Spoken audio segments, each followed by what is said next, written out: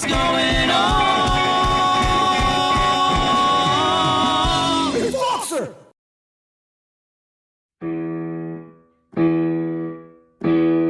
Benvenuti al fantastico show He Said She Heard. Chi è l'ospite di oggi, Mike? Vic Ferrari. Oh, welcome to our show. Could you repeat the name, Mike? Vic Ferrari. Let's welcome our guest today. Welcome to He Said, She Heard. I'm your host, Mike Fox, and we've got a great show for you today.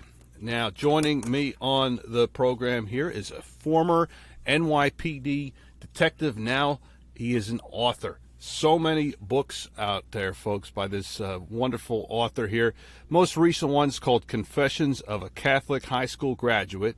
But then you look at these other titles, and I'm excited because I get to say the words dickheads and what's the other one? Debauchery. Dickheads and Debauchery is actually the title of a book he wrote in 2016. But a lot of his books are about the funny stories of working for the NYPD Law and Disorder. The NYPD's Flying Circus. Oh, I got to check out that one. I just love the cover, and NYPD looking through the looking glass. Vic Ferrari is here today. How are you, Vic? I'm doing great, Mike, and thank you so much for having me on your show. I appreciate it. Oh, the pleasure is all mine. When I was reading your bio, I found you on a podcast matching site. For those of you that also host podcasts and looking for great guests, Podmatch is a great way to find wonderful guests. And Vic, when I was looking at your background, I was just like, yeah, I got to get this guy in the show. This will definitely make for an interesting conversation. So, when you started to become an author, was it while you were still on duty? Did you just have these ideas? Like these stories here are just so fascinating. I got to get pen to paper. No, actually, it had nothing to do with it. I retired. I moved down to Florida. I was bored out of my mind. And at the urging of friends and family, they said, you got all these great stories. You had, an interesting career. You should really, write some of these things down and try to get a book out. I was apprehensive about it because, coming from law enforcement, most cops don't really want to write about their past. I don't know why, but I cranked out one book, and what I said was the two things I didn't want to do was get anybody divorced or in trouble. So with my books, I changed the names, the dates, the locations, the ranks. But as soon as I put a book out, I get 20 calls from my former colleagues like, I know exactly who you're talking about, or I remember when that happened. You're like, that's about me. That's about my wife. So you get those types of calls? Yeah, not about my wife, although there is a story in there about someone's wife. But yeah, I do know, but I try not to embarrass anybody. Of course. No, I just love the titles. I love the covers. It's just so fascinating. I can't wait to. Which one do you recommend I start with? Because I'm definitely going to want to buy one of these books. Which book should I start with? Which one should I dive into? Well, if you go with the NYPD side, I would go with NYPD Law and Disorder. That was my last NYPD book, and that kind of, when you read that, it'll kind of, and it points to stories in the other books, so you'll say, oh, all right, I know what he's talking. I know this character from this book, and I know this character from that book. Wow. So that's such a fascinating thing, how you retired and you moved to Florida. You were bored out of your mind, and you found a great outlet. And now, besides the people that call you and they know who you're talking about, how's the response been from people that you didn't know prior to writing the books? Oh, it's been great. I'm just lucky. I mean, I'm a guy who had a really interesting career, and it's a type of career. It's a niche right now with true crime, and so when I put these books out, there is interest in it, and I'm lucky enough, people like yourself that are nice enough to put me on your forums to promote my books and talk about it. So it's weird because here I am, retired 15 years from the New York City Police Department. I'm living vicariously through me again, through these books. I get to remember and talk to former colleagues and, write about it. That's wonderful. Now, what particular story, are there any spoilers you're willing to divulge to the listeners, or maybe like a sneak preview trailer or clip of anything, or do you just recommend just Sure, go out yeah. and buy it? What do you want to hear? I'll tell you a quick story from NYPD Through the Looking Glass. You want long story, Sure. short story? Give us a short story, so that way it entices us. Like, well, I want to know more. Okay, So in then NYPD we're forced. Okay, we got to read it. Yeah. So through NYPD Looking Glass, there's a story in there of guys that get themselves in trouble doing ridiculous things. There was a cop we used to work with, and he wasn't the brightest of bulbs. And if you're going to get in trouble in the NYPD, it's if you lose your gun, your shield, your ID card. If you lose any one of those three things, you're going to lose 30 vacation days, and they're going to put you on a year of disciplinary probation. So everyone's paranoid about losing those three things. So there was a guy we worked with, and he lived in a rough neighborhood. He was going out one night. He was going to go for a couple of cocktails, and he didn't want to bring his gun with him, and he was afraid if there was a burglary, it would get discovered. So he used to hide his gun, and the one place he didn't think a burglar would look was his oven. He goes out cocktailing, comes home 4 hours, 9 beers later, liquored up, decides, you know what, I'm a little hungry. I'm going to make some frozen pizzas, preheats the oven to 425, goes into the living room and starts channel surfing with the gun inside the oven. Well, there's gunpowder and bullets, and yada, yada, yada. The gun starts going off inside the oven. He's got to crawl out of the apartment in his hands and knees as his gun is shooting at him through the kitchen. Long story short, he loses 30 vacation days, gets put on a year probation, has to buy a new gun and a new stove. So did he think somebody was firing at him, or did? No, he knew. He knew what that was. It was a bad hiding spot, is what he figured. Well, it was definitely a bad hiding spot, and I think it was a 5-shot 38 Chief. So probably the first shot is, oh shit. The second one is, yes. Oh, I know what's going on. Now it's time to crawl out of the apartment on my hands and knees, and hopefully I don't get hit by friendly fire. Oh boy, that's scary. But because he survived, there's a little bit of dark humor in there, right? All my books are dark humor. I mean, yeah. You have to have a gallows humor if you're a cop. Yes, I have in my blood. My father, who passed away about 9 years ago. Yeah, he was a retired cop, and he had some stories to tell, and other stories I knew he kept in the vault. He wouldn't share with me. But he worked in Pittsburgh, actually. Oh, cool. Yeah, he was a cop in Pittsburgh. But yeah, he was a sergeant, and his last job before he retired and moved on to other federal jobs after that, he was working at the airport, and he would see celebrities come in all the time. So he had some interesting stories on that end. So yeah, it's just so interesting though. Writing about it is just a great way to kind of take a look back at it and change the name. So that's great. And it's great that you have an audience from that. That's fantastic. It's so funny you brought up running into celebrities. Just being in Manhattan, you bump into them. You're working large events, you run into them. I was working the U.S. Open in 2006. I was in a suit and tie walking around, making sure no one was bothering the players while they were in the locker room. And who do I see kind of just hanging out, sipping a drink is John Lovitz from Saturday Night Live. From Saturday Night Live, yeah. So I go over and I start breaking his balls because he was doing the Subway commercials at the time. So I go, eat fresh. And he goes, a little fucking wise ass, huh? I go, what are you doing here? Right. And he goes, my daughter is in love with this tennis player. He's not even a big deal or anything. He goes, I'm just waiting. If he comes out, I can get his autograph. I go, you're John Lovitz from Saturday Night Live. He was such a humble guy. I says, come on. So I brought him inside. I told him, go to the cafeteria, sit down. Let me see if I can find this guy. I go into the locker room with the U.S. Open. There's this tennis player. He just got out of the shower. I can't think of his name. His name was Vinny something from Florida. And I said, how you doing? I says, listen. I said, you know John Lovitz from Saturday Night Live? He goes, yeah. I says, well, he wants an autograph for his daughter. He goes, get the fuck out of here. I go, no, really? So he got dressed. I paired them together, and John Lovitz was taking photos with us and signing autograph. You do get to meet a lot of famous people. Some were really cool. Yeah, that did happen. Something similar like that. Maybe not with a tennis player, but because my dad was working out of the airport. Danny DeVito, back when they were filming Hoffa with Jack Nicholson, he was having to fly into Pittsburgh because they were filming the movie there. And, he just was like, come with me, Mr. DeVito. And he had him put on his hat.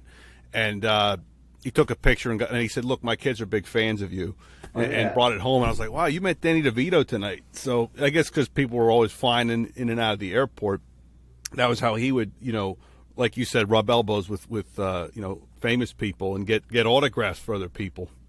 Yeah, it's just there's no rhyme or reason to it. One night I was in a bar in Manhattan with my ex-girlfriend. It was like Irish music, and I'm sitting across a table from a guy, and I'm looking at him. I'm like, Jesus, he looks familiar. It was the actor F. Murray Abraham. He won the Academy Award for Amadeus, but like our generation would know him in Scarface. In Scarface, he was Al Pacino's nemesis, Omar Suarez, that gets thrown out of the helicopter. Remember? Yes, I remember that. So I'm looking at him like, movie. Holy shit. So I walk over, I go, Mr. Abraham, I'm a huge fan. I says, can I buy you a drink? He goes, nah, kid, let me buy you a drink.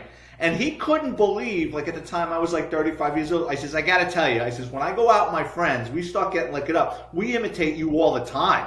Like abusing Pacino, and he goes, get out of here. He goes, everybody wants to talk to me about my Academy Award. He goes, you remember that bit part I had in Scarface? I said, yeah. I said, my generation, everybody like imitates you. And he was just such a nice guy. And just hanging out, had a couple of cocktails with the guy. Wow, that's so cool. Well, I'm definitely going to check out, let's see, what was the book you recommended again? The NYPD War and Disorder. Law and Disorder. Okay, I'm going to start with that one. But I love the title for NYPD and the Flying Circus. So what was the inspiration for that title? So all my books are short stories. All my NYPD books, at least, are short stories. So there's no like a collection of short stories? Yeah, okay. It's a chapter, and then boom, 3 or 4 stories in there. The NYPD's Flying Circus is a funny story in there. There was this Irish cop that the Spanish cops used to call El Diablo because he was such a big partier. And we used to say that he had the Prince of Darkness working for him because he would get into these situations and never get in trouble. And if you work with this guy, one of 3 things would happen. You would get divorced, convert to Christianity, or you would enter AA. Like he was just that much of a partier and there was always that much going on. So one night he's in this Midtown bar over by Central Park. He's having a couple of cocktails with a couple of floozies at the bar. And one of those handsome cab operators comes walking in. The guys that take you around Central Park in the horse and carriage. So the guy's wearing a top hat and a felt, like a felt vest. And El Diablo sees the guy and he goes, hey, you mind if I take Seabiscuit for a ride? The guy goes, yeah, sure, pal. And he goes into the men's room. El Diablo, this cop turns to the 2 flus. He goes, hey, he's a friend of mine. Come on. He goes outside, loads the 2 females in the horse and carriage, removes the blocks, takes the whip, gives the horse a crack on the ass, and the horse and carriage starts going, right? So the girls are impressed. I mean, he stole this fucking horse and carriage. So they're going around Central Park on the outskirts. And the horse quickly realizes that there's an asshole behind the wheel. It's not, the guy that knows what he's doing. El Diablo's from the Bronx. He never had a horse and carriage before. The horse says, fuck this, I'm going to the barn to get some oats, and starts picking up speed. Now El Diablo can't stop this thing. He's got a runaway horse and carriage, and this thing is burning red lights. It's going real fast. Central Park West. So now, he can't stop this. The females are in the back screaming for their lives, like, let us off this friggin' thing, and he can't stop it. He goes by 2 other handsome cab operators who go, wait a minute, that's not Fred's, someone stole Fred's horse and carriage. Now they're in pursuit, right? So the horse cuts through Central Park to get to the west side of Manhattan, and it was like a chariot race out of like Ben-Hur or something. One of the handsome cab operators got in front and started slowing him down, and then another one, they boxed him in like they do at the Trotters at Yonkers Raceway. So they finally were able to stop this thing, right? The 2 floozies get out and run for their lives, never to be seen from again. And the 2 handsome cab operators, they figure he stole their friend's horse and carriage. They start beating the shit out of him, right? So, like, no. It was a prank, blah, blah, blah. I'm a cop, blah, blah, blah, blah, blah, blah. The handsome cab operator shows up and he wants him arrested. And El Diablo says, listen, take me to an ATM. I'll take out $500 right now. I'll give it to you. We'll call it square. And the guy goes, you'll do that? He goes, yeah. He goes to the ATM, gives the guy $500, and the whole thing went away. And we thought it was a bullshit story, but then somebody knew, cops that worked in the Central Park precinct, they go, no, that was a thing. Like, that really happened. It was a big deal. But, I mean, back then you could squash something like this. Nowadays he would have been on the front page of the Daily News. That story you just told, I could see that as a movie scene.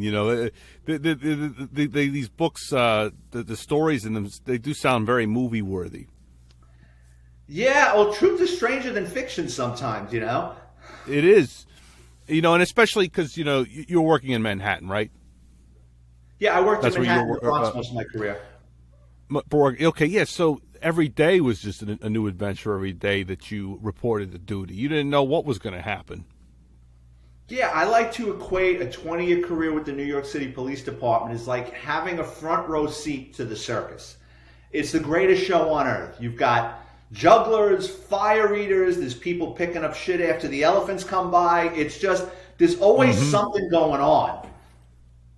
There is always something going on. Yeah, because it's the city that never sleeps, so you just never knew what was going to happen. You never knew what type of circus you were walking into when you reported to work. You just see so many wild things that you take for granted. I was just on another podcast the other day, and the story just came to me. I don't know what even made me think of it. One time I had a large seizure of drugs, and I had to bring it up. Our old lab was on the 6th floor of the police academy. So when you get to the 6th floor, I think it was to the left was the lab where they tested drugs. To the right was the ballistics section where they would, test firearms from crimes. So while I was waiting for the elevator, I dropped off what I had to drop off. And while I was waiting for the elevator, I look around and there's a display case, a huge display case mounted on the wall. And it looked like something like someone's dad from a shop class would put together. Like it wasn't like a professional thing, but it was like someone tried their best. And I'm looking at it and they've got like a Thompson machine gun mounted to the wall. And then I look closer and mounted there is Son of Sam's gun. When he terrorized New York, Son of Sam's gun is mounted behind plexiglass, and I'm staring at it. And then I look to the right. There's the gun that killed John Lennon. I'm like, holy shit! Just things like you never think you would see. You know what I mean? I'm just kind of like, wow. Had I not come up on the 6th floor and just waited for an elevator, or when you go to old BCI, which is where you go to get your fingerprints done, criminal records. In the old days, before everything was computerized, they had Son of Sam's arrest booking sheet and his fingerprint card mounted to the wall. So it was famous. Every now and then, you bump into these famous things from New York City history. It's pretty wild. Artifacts, yeah. Yeah, an artifact, exactly. Wow, that's just wild. So people could find all your books on Amazon. Is there any other places where they can find them? No, for the most part, if you just go to Amazon and go to the books section and type in my name, Vic Ferrari, by my book library will pop up. Yeah. Okay. So he's got a lot of books out there. I'll just let the nice people know here. Vic Ferrari, you could check out his books here, NYPD Through the Looking Glass. Now, the most recent one, Confessions of a Catholic High School Graduate. What's that book about? So Confessions of a Catholic High School Graduate, it's got a picture of a Catholic kid in Catholic school uniform running out of a confession booth chased by a priest. That actually happened to me. I grew up Catholic. I made all my sacraments, but we weren't holy rollers. We didn't even go to Mass. And when it was time, when I was finishing up middle school, my dad one day, we're having dinner, and he says, pick a Catholic high school next year. And I'm like, why? We're not religious. We don't go to Mass. And he goes, because you're a clown. And if you go to public school, you're going to be a bigger clown. He goes, so pick a school run by the men in black. And I really wanted to have nothing to do with it.